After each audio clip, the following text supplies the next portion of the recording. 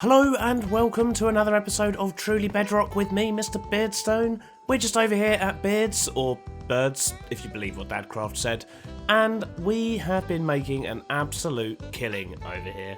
So I must have sold about 15 boxes of things so far. It's been pretty crazy, and the most popular things, although not at first, I won't lie, not at first, but in the last couple of days, these mini blocks have been selling like crazy. So this is actually the third batch of 5 boxes I've put here for the mini blocks, and we've even put a big shiny one in here today. So this is a tier 5 box, which means it's 5 diamond blocks to buy. However, it does also have 5 netherite mini blocks in there, which, I mean, just one of those alone costs more than a single netherite ingot. So it's quite an expensive box, as well as all the other shiny things. We've got ancient debris, gilded blackstone, and so on. And there's a lot of blocks in there as well. So other than that, we've just got a few other tier 2 and tier 3 mini block boxes. We've even sold some tridents. I mean, who buys a whole box of tridents? It's just mad. We've also sold some gold, some kelp, we've sold gunpowder, and I think we also sold some sugarcane or something over from that side as well. So we really have been raking in the diamonds over here, which is great, because we need our diamond blocks, because we want to turn them into trees. Those, you know, those really pretty trees that Jesse built for us? We're going to have a few more of those scattered about, and obviously for that we need diamond blocks.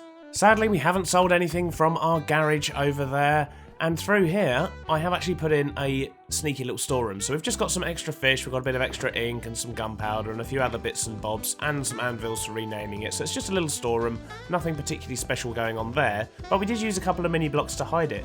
But it's really weird, because these are entities, obviously they don't react to light in the same way that blocks do. So yeah, I couldn't really get them to blend in perfectly, but I still think it works. It's concealed enough. So in the few days since we finished last episode where we built this shop, if you haven't seen that, then please do go check that out. There'll be a link just above. We have actually made a grand total of 31 diamond blocks. We've also received a lot of abuse from Dadcraft, but let's not talk about that. Hopefully later today we will be able to meet up with Jessie B and start getting some of these trees in at our base. She has agreed to actually help me with that. We will be, of course, paying her.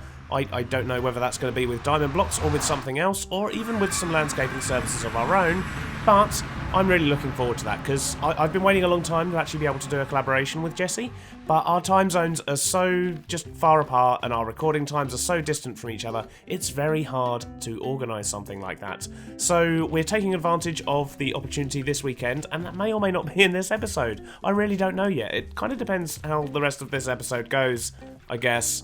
So the first thing we're going to do today is we're actually going to pop back inside our bunker briefly, because although we've done the majority of the work there, there's still a couple of things I want to do. No big farms or anything major like that, but just a few bits that I want to tidy up. So we're going to go potter around the base for a little while, and yeah, just put some finishing touches in, I guess.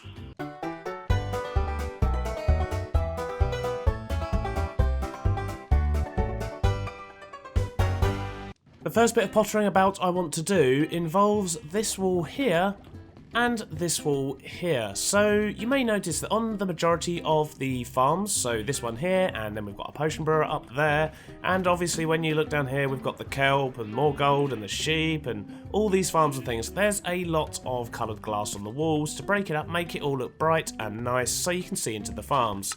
For some reason, I kind of stopped doing it when we got to these bits, so I'm going to rectify that situation. I'm going to adjust the green glass here because I don't like the way that connects, and then I'm going to put in some red windows so we can see into the furnace room. I'm going to put in some dark green windows at the top there so we can see into the sugarcane room, and then I'm just going to see if there's any other little bits around here that need tidying up before we can probably officially declare the centre part of this base here complete, which is awesome.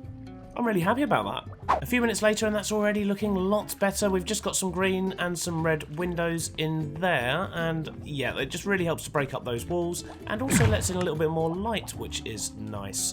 So one of the other things I do need to do here is to sort out this ceiling, but I do have a super secret plan for that, which I don't know if I've mentioned it in a video before or not, so I'm not going to mention it now just in case. But I do have a plan of what we're going to do with the ceiling, and that should be quite cool, but we're not going to do that today. The next little job we are going to do around the base, however, actually involves us going, oh, no, not there. So the next little job we are going to do around the base actually involves the other end of this corridor. So just over there, I need to eat some food. Let's have some quiche. Lovely, lovely. So down this end of the tunnel, what I want to do is have a firework dispensing machine type thing. I will be putting these in a couple of other places as well, but I often go to leave here and don't have any fireworks. I think one at the tunnel entrance on the other side will also be very beneficial, but I need to figure out exactly how I'm going to do this. Essentially, what I want to do is to deposit a whole stack of fireworks into my inventory in the shortest amount of time possible. So, I guess it's time to get my science suit on again. Much better. Now I think we can get our redstone science on. I've got my box of dangerous stuff, which is my redstone box. I'm not supposed to use this without supervision, but I'm sure it'll be absolutely fine. However, it doesn't quite have everything in it that I need. One thing that I do need is a little bit more redstone. I need to make some torches, I need to make some other bits, and yeah, this is literally all I have, apart from all this. But obviously, I can't use this as it is, so I guess I'm just gonna go chopping. Let's go get some redstone. Wow. So, I'm up here at build limit. I have not been up here for a very long time. In fact, I think we probably only had 1 or 2 buildings in place at the time. And we've done a lot. This is a huge area we've changed here, but it does make me realise just how much we've got left to do. We've basically done the village. We haven't even finished that. There's still 3 plots there we need to get finished. And then we've got all the terraforming out here. All the terraforming up here. We've got a village to build over there. Oh, God. Safe to say we've definitely got our work cut out for us. But for now, let's get back to the redstone. Much better. Now we have redstone. So, there's a thing that I know. And this thing I know should help us achieve what I want to achieve. So, I believe if we do that, and then let's get a redstone torch. Here we are, sciencing it up. Although, you know, if I'm sciencing, I really shouldn't be distracted by other armor. And then if I put a block here, and then I think if I put a bit of redstone there, so we'll put some rockets in there to make sure it can dispense 8.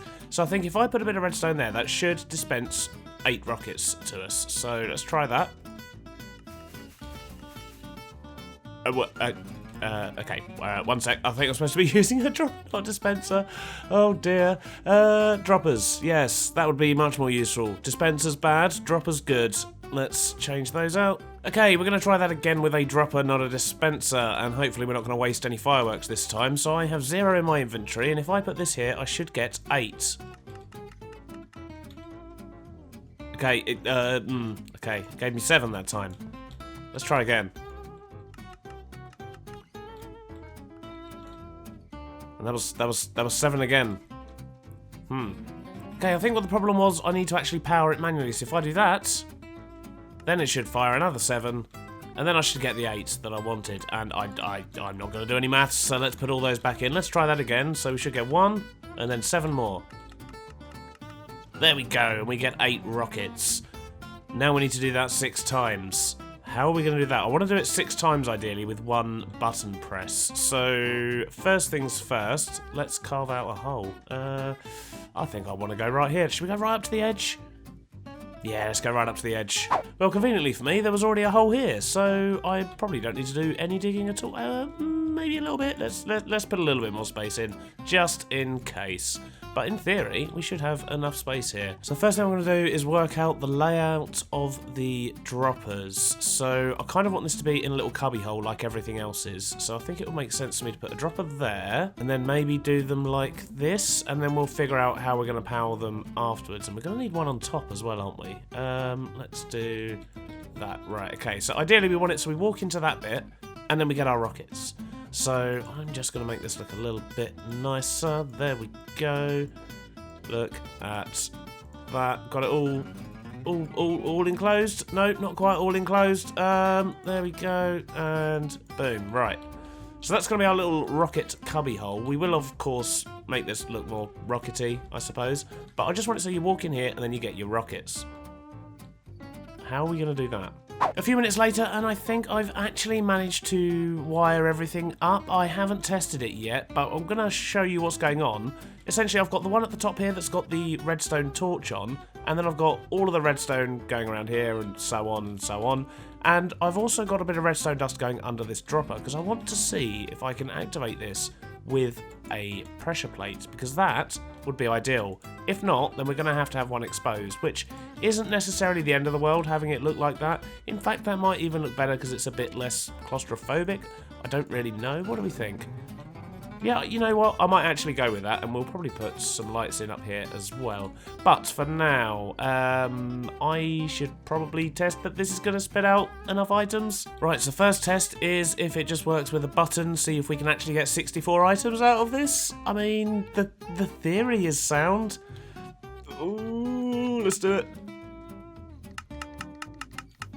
Okay, right, so I've got one bit of glass on me. 56. Ah, it's not enough. 56 is not enough. So one of them isn't firing. Did I definitely put glass? Oh, there we go. So the bottom one is not firing. Okay, let's go and have a look in there and see what's going on. A quick bit of rewiring, and I think it should work this time. I have 0 glass in my inventory, and 63, 64? Oh, did I put a piece in that wasn't the right type? Oh, geez. Right, let's get rid of that. Okay, let's do one more test. We want to try and make sure we're getting exactly 64, and we definitely have 0 glass in our inventory this time. Yes, look at that, 64. I can't believe that actually worked. I'm a genius. So now the test is, if we put power on there, is that still going to work?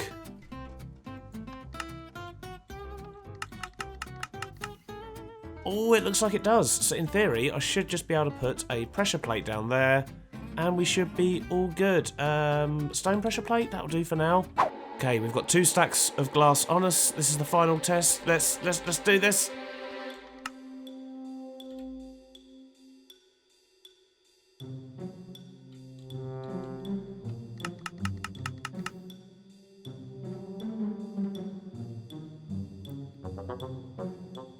Right, so it turns out that doesn't work, because of course when I'm standing on the pressure plate, I'm holding it down. However, oh, this is not what I meant to do. Every time. I need to really turn off that haste 2 beacon that's in this area. It is not working out for me. So maybe if I just put a button there, so when you're actually inside it, you press the button and then you get all your stuff, that would probably also work. Let's try that. Okay, so we're going in with an empty inventory again, and we will click the button. And that gives us exactly 64. It works! Amazing. Right, so we can still technically block that up if we wish to, but it looks a little bit claustrophobic, as we were saying earlier. So I'm probably going to open this area out a little bit. I'm probably also going to put in a firework crafting station next door, because I think that's going to make sense. Oh, I'm actually really pleased that worked pretty much first time without too many flaws. And I worked out another redstone thing.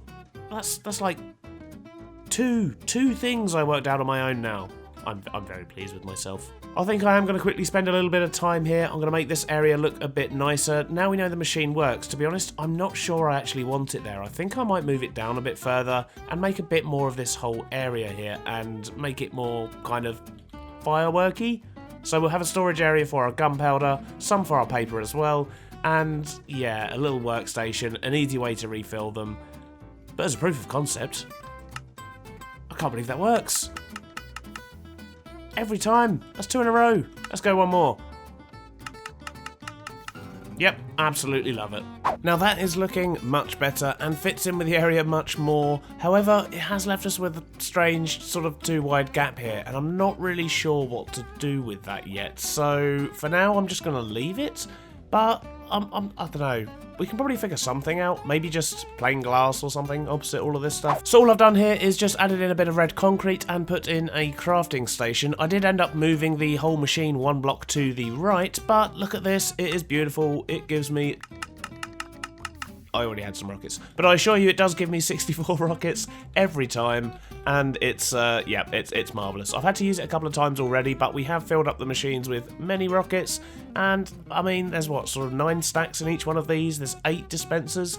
I believe I said 6 a few times during the previous clips and things, and there's clearly 8, not 6, so disregard that. Following the success of that, I think it's safe to say we're going to be building a few more of those around the place where we regularly run out of fireworks, but there's something else I've done as well. Let's go have a look. So over here at our farm area, I suppose. Yeah, still no idea what to actually disguise this as. What I've done is I've replaced all the hopper and chest lines that we had coming down from the farms on the sides because, well, they just weren't needed anymore. We didn't need the storage up there. They were just completely pointless. So I've replaced them with the glass tubes now that everything's drained out of them, and that should vastly reduce the amount of hoppers in the area because obviously we had a stack on that one, we had a stack on the one over there, and they're all gone now. And as you can see, we are getting lots of drops from this farm. So I think what I might do is actually grab some of these and just go take them over to our new storeroom in our shop, because that feels like a much better place to be keeping all the excess stuff because, well, we're probably going to sell some of the excess, let's be honest. So just before recording this clip, I was actually watching Groover Guy doing his Twitch stream thing, and he came over here to buy some bone blocks, and while he was here, I noticed this. Look. We only restocked that a few hours ago, and already the mini blocks have been sold.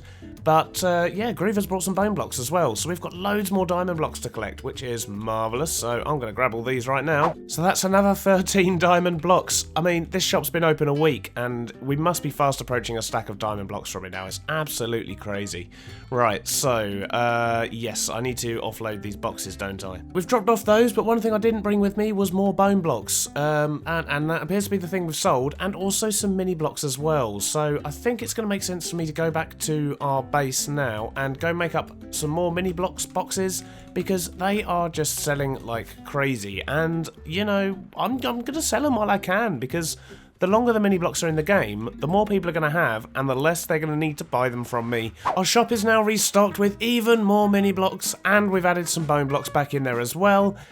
But there's something else I need to show you. Something happened when it came to the mini blocks. Something I kind of forgot that I had. That's going to be very handy for an upcoming project. And that is these. So we have lots and lots of diamond mini blocks. We have 24 in fact. So obviously I've been trying to get diamonds for the trees for outside. That's why we wanted diamond blocks in the first place.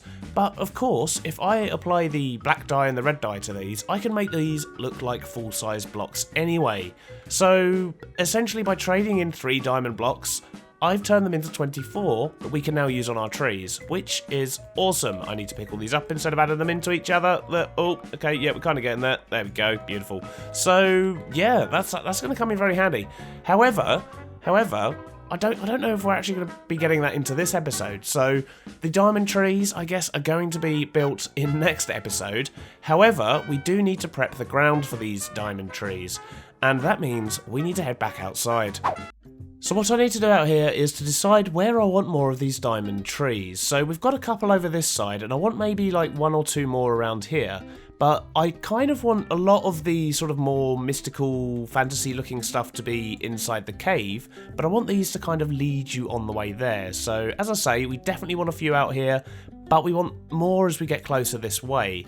So I think we need to prepare the ground around here for that, and that means deciding exactly where I'm going to be putting our next building.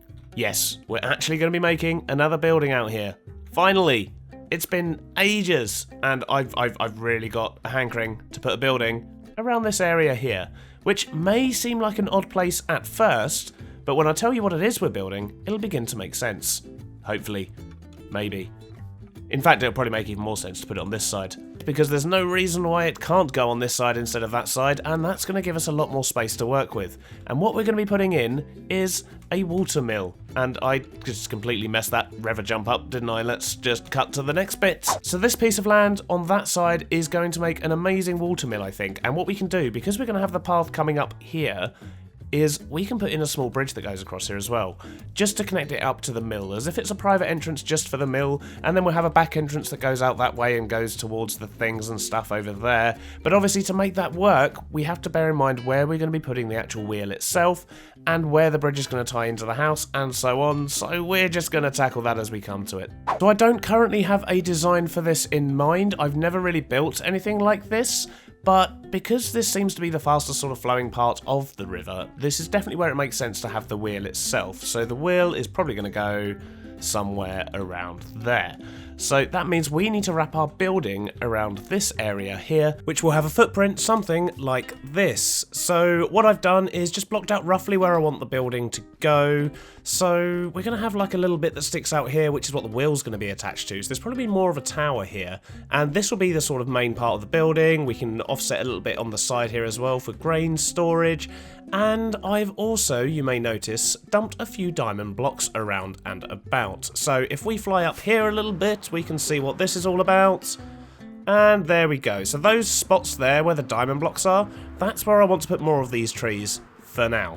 There's going to be more, don't worry. But for now, they're places I know that I want them, because essentially I kind of want more and more trees to sort of be close to each other as you go into this bit, because inside there's going to be quite a few of them, but I have not done any of the landscaping in there yet, so that is definitely going to be a good few episodes away, which gives us plenty of time to finish off this landscaping all around here. However, that's going to have to be something that gets done in a future episode as well, because I need to end this one now, I'm afraid, otherwise it's not going to come out to you at all this week, and that would be a bad thing. I'm going to continue to work on this layout and, you know, finalise certain bits of it, maybe do a little bit of the path around here as well in between episodes, so that when we do meet up with Jesse, we've got an area that's already looking pretty good, and the trees should just be the icing on the cake by that point. So, well, it's been fun. We did some redstone stuff again. That was weird. But the time is here where I must say goodbye until the next episode of Truly Bedrock. Bye-bye now.